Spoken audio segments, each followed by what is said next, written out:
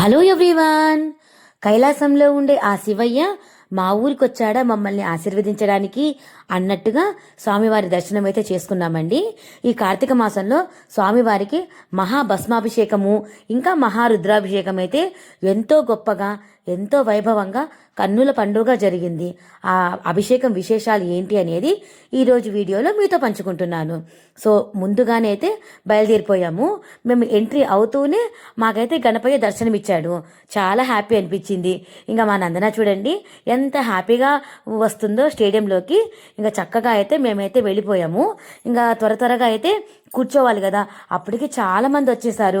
మళ్ళీ ఫిల్ అయిపోతుందేమో అని అన్నట్టుగా గబగబా వచ్చేసి కోటి దీపోత్సవం దగ్గరే కూర్చున్నాను. దీపాలు కూడా వెలిగించారు కదా అని. ఇంకా చూడండి ఎంట్రీ 100 మంది సాధువులు స్వామివారికి స్వాగతం పలుకుతున్నారా అన్నట్టుగా స్వామివారికి చుట్టూ అయితే నిలబడి దీపాలు పట్టుకొని చుట్టూ నిలబడి ఉన్నారు.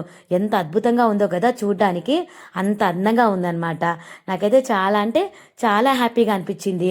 మా ఊరి నుంచే కాదండి, దాదాపు 10 ఊర్ల నుంచి చుట్టుపక్కల పల్లెల నుంచి కూడా ఈ జనాలు వచ్చారు చూడ్డానికి ఈ అభిషేకం అయితే. సో మేమైతే చాలా ఎక్సైటెడ్గా ఉన్నాము అభిషేకం ఎలా చేస్తారా ఏంటా అనేది. ఇంకైతే స్టార్ట్ అయిపోయిందండి అభిషేకము. దాదాపు 3000 కిలోల మట్టిని తీసుకొని వచ్చి 8 గంటల పాటు స్వామివారి శివలింగాన్ని అయితే తయారు చేశారండి. అభిషేకం అయితే స్టార్ట్ అయిపోయింది. స్వామివారు అభిషేక ప్రియులు కదా, ఎంతసేపు చేసినా కూడా స్వామివారి అభిషేకాన్ని అయితే స్వీకరిస్తారు. ఎన్ని రకాల రంగులతో చేశారంటే దాదాపు అన్ని రకాలు, పసుపు, ఎరుపు, తర్వాత నలుపు, ఇంకా గంధము, భస్మము, విభూది, అన్ని రకాల ద్రవ్యాలతో అయితే స్వామివారికి అభిషేకం చేశారు.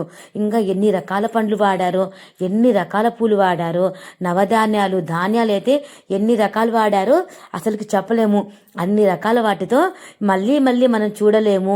మన జన్మలో ఇలాంటి అభిషేకం మనం చూడలేము అన్నంత అద్భుతంగా అయితే అభిషేకం అయితే స్వామివారి చూసామండి. ఇప్పుడు చూడండి స్వామివారి మీద జాతీయ జెండా ఎంత అద్భుతంగా ఉంది కదా. స్వామివారిని చూస్తుంటే నాకైతే చాలా అంటే చాలా హ్యాపీ అనిపించింది. ఇప్పుడైతే స్వామివారికి నవధాన్యాలతో అభిషేకం చేస్తున్నారు. ఫస్ట్ అయితే బియ్యంతో అభిషేకం చేస్తున్నారు. తర్వాత రాగులు, సొద్దలు, కొర్రలు, ఎన్ని రకాల ధాన్యాలు ఉన్నాయో అన్ని రకాల ధాన్యాలతో చాలా బాగా అయితే అభిషేకం అయితే జరిగింది. ఇప్పుడు వచ్చేసి పసుపు కుంకుమతో అభిషేకం చేస్తున్నారు. స్టేడియం మొత్తము లైట్లు ఆపేసేసి కేవలం స్వామివారి మీద మాత్రమే లైట్ పెట్టేసి పసుపు కుంకుమతో అభిషేకం చేస్తుంటే చూడ్డానికి 2 కళ్ళు సరిపోవడం లేదు. అంత బాగా అయితే అభిషేకం అయితే చేస్తున్నారు. దీని తర్వాత మెయిన్ ఘట్టము అదే స్వామివారికి చితాభస్మంతో అభిషేకం చేయడము. చితాభస్మంతో అభిషేకం చేసే ముందే స్వామివారికి కళ్ళు, ముక్కు, నోరు, చెవులు అవన్నీ తీర్చిదిద్దారు చూడండి. దాని తర్వాత అభిషేకం అయితే చేస్తున్నారు.